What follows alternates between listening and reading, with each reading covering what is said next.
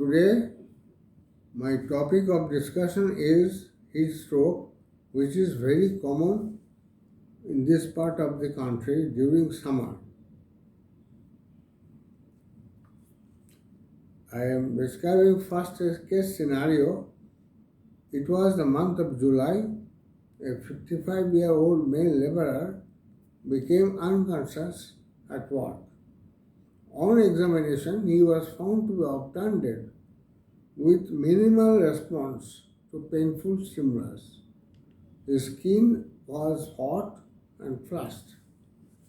He was tachypneic, tachycardiac, hypotensive, and hyperthermic, core temperature 107 degree Fahrenheit. Normal temperature is a balance between heat production and dissipation. How high fever can have serious consequences such as renal failure, estimated intramuscular coagulation, DIC, and death. Prompt and appropriate management can improve the outcome in these patients. Step 1. Initiate the resuscitation. These patients should be resuscitated. Administer IV fluids promptly as these patients are dehydrated. The type and amount of fluid should be guided by volume status, electrolytes, and cardiac function. Step 2. Assess the type of hyperthermia by history and examination.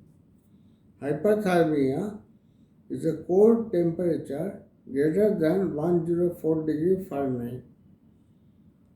The most common causes are heat stroke and adverse reactions to drugs. Heat stroke is caused commonly by prolonged exposure to excessive heat.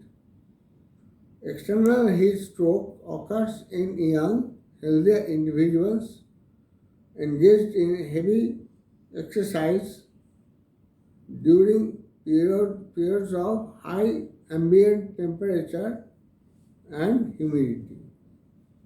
Non-exertional heat stroke is precipitated by various conditions. These are the non-exertional heat stroke. Vasodilation, sweating and other heat loss mechanisms are induced by medications such as the inhibitors and tricyclic antidepressants, neuroleptic agents, and illicit drugs, that is amphetamines, cocaine, LSD, MDMA. Brain hemorrhage, status epilepticus, and damage to the hypothalamus can also cause hyperthermia.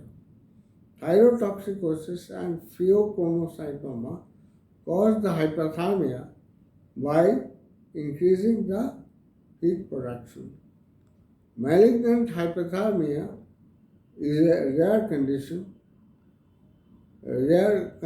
of general anesthetics such as succinylcholine and halothane. A patient with heat stroke usually has a body temperature above 104 degree Fahrenheit. A high core temperature with appropriate history, as for example, environmental heat exposure, anticholinergics, neuroleptics, tricyclic antidepressants, succinylcholine, and halothane, is needed to diagnose the heat stroke.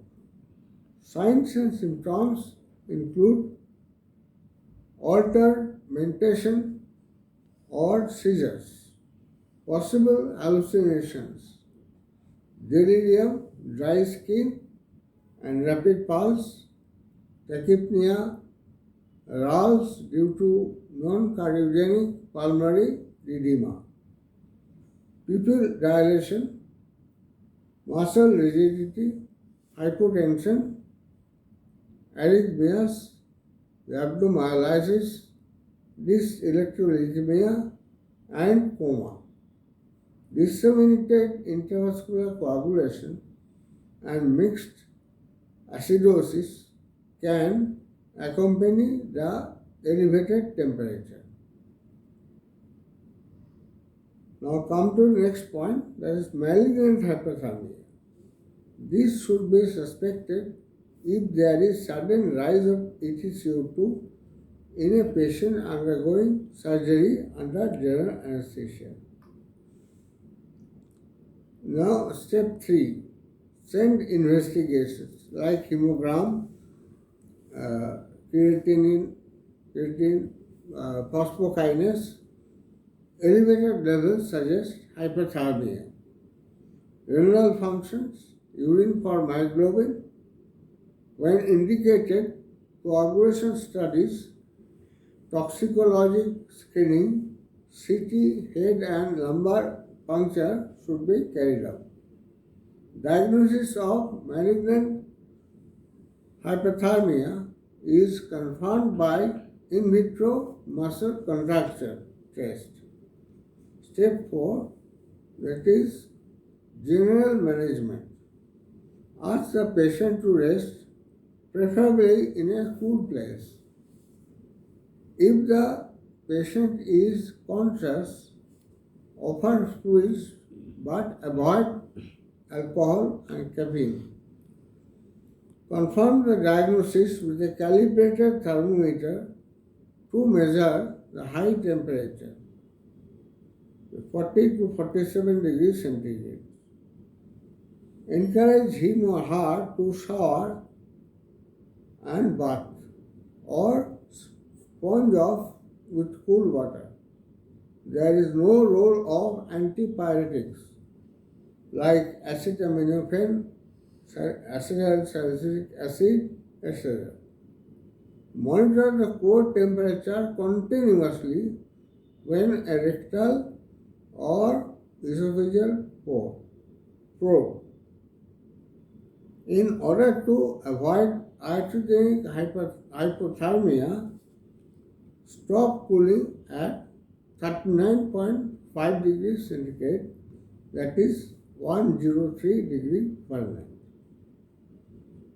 Well, thank you for listening.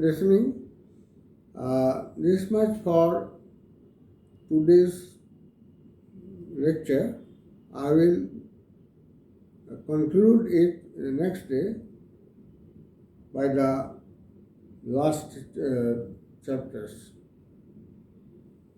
Hope you will enjoy and understand.